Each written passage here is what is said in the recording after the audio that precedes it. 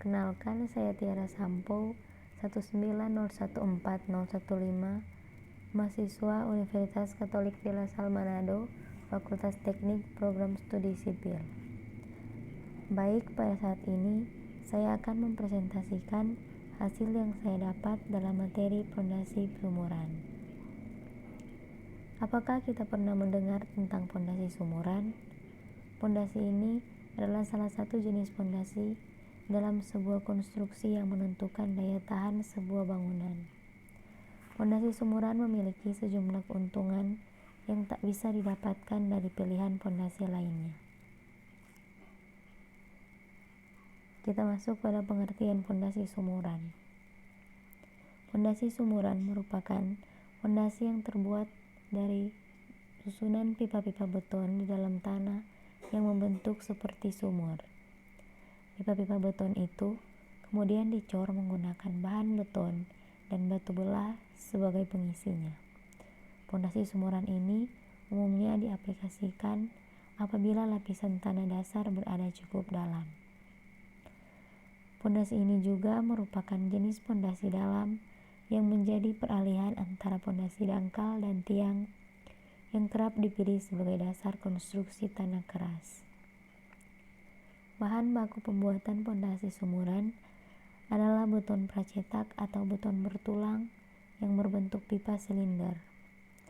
Namun, khusus untuk pembuatan pondasi, pipa beton yang dibutuhkan berukuran diameter 2,5 meter, 3 meter, 3,5 meter, dan 4 meter.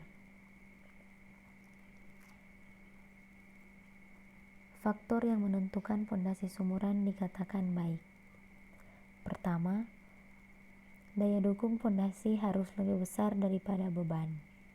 Yang kedua, tingkat penurunan tanah dalam sumuran tidak melebihi batas toleransi yang ditetapkan. Langkah-langkah dalam pemasangan pondasi sumuran. Pertama, buat galian di tanah yang memiliki ukuran sesuai dengan diameter pipa beton. Kedua, setelah galian mencapai sekitar 80-100 cm, masukkan pipa beton yang pertama ke dalamnya. Pastikan pipa beton telah masuk.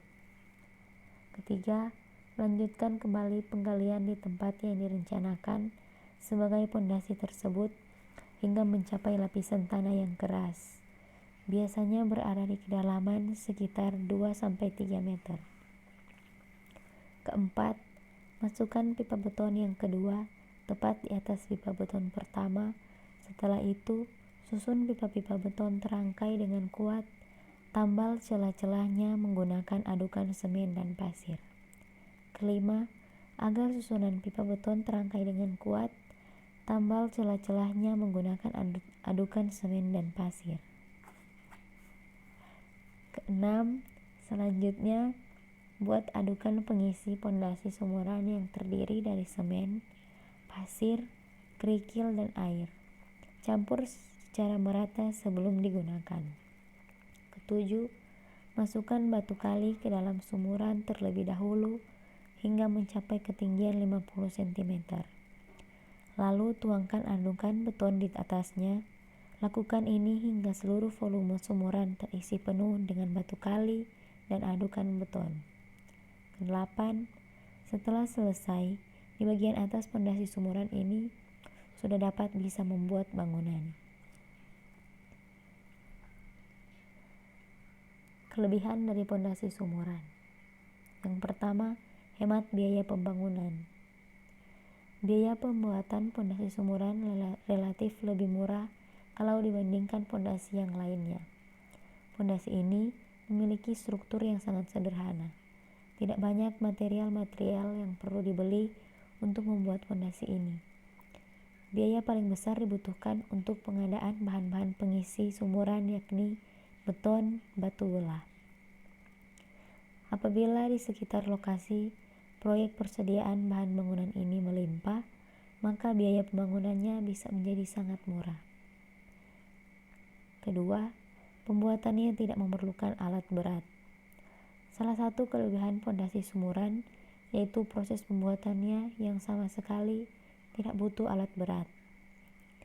Semua tahap dalam membuat pondasi sumuran ini dilakukan sepenuhnya memakai tenaga manusia, sehingga kita pun tidak perlu menyiapkan anggaran khusus untuk pengadaan alat berat. Hal ini tentunya dapat menghemat anggaran biaya pembangunan. Selain itu, banyak sekali manfaat yang didapat dengan tidak menggunakan alat-alat berat ini. Ketiga, memiliki daya dukung lebih besar. Pondasi sumuran tergolong sebagai salah satu jenis pondasi dalam. Pondasi sumuran memiliki daya dukung yang besar sehingga dapat dimanfaatkan untuk menopang beban bangunan yang bertingkat. Keempat, alternatif terbaik pondasi dalam.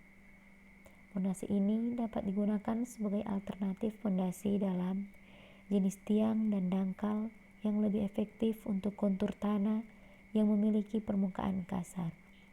Terlebih jika tersedia material pengisi sumur berupa batu belah yang akan mempermudah proses pembangunan rumah.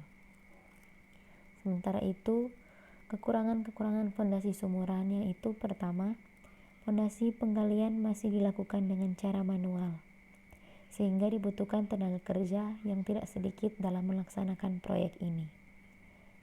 Kedua, memerlukan waktu yang lebih lama. Durasi waktu pembuatan pondasi sumuran memakan waktu yang cukup lama, maka ada sejumlah pekerjaan manual yang mesti diselesaikan oleh para pekerja.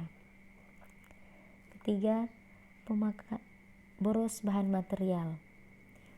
Pemakaian material pengisinya sangat boros, maka dibutuhkan material bangunan yang banyak sekali untuk mengisi lubang sumuran di dalam susunan buis beton. Keempat, sensitif terhadap struktur tanah. Pondasi sumuran tidak bisa diterapkan di tanah yang labil, misalnya yaitu tanah yang berlumpur, tanah yang banyak mengandung air, tanah rawa-rawa, dan sebagainya. Dalam proses pengeboran lahan, kepadatan tanah sekitar pembangunan bisa mengalami gangguan yang dapat meningkatkan risiko terjadinya longsor akibat berkurangnya daya topang tanah. Kelima, bergantung pada cuaca. Jalannya pekerjaan pembuatan pondasi sumuran sangat tergantung pada kondisi cuaca.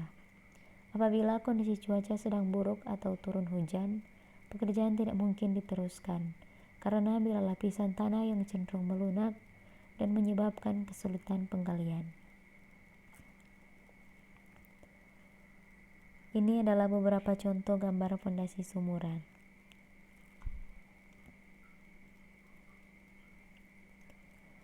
Sekian hasil presentasi saya. Apabila ada kesalahan, saya memohon maaf. Sekian dan terima kasih.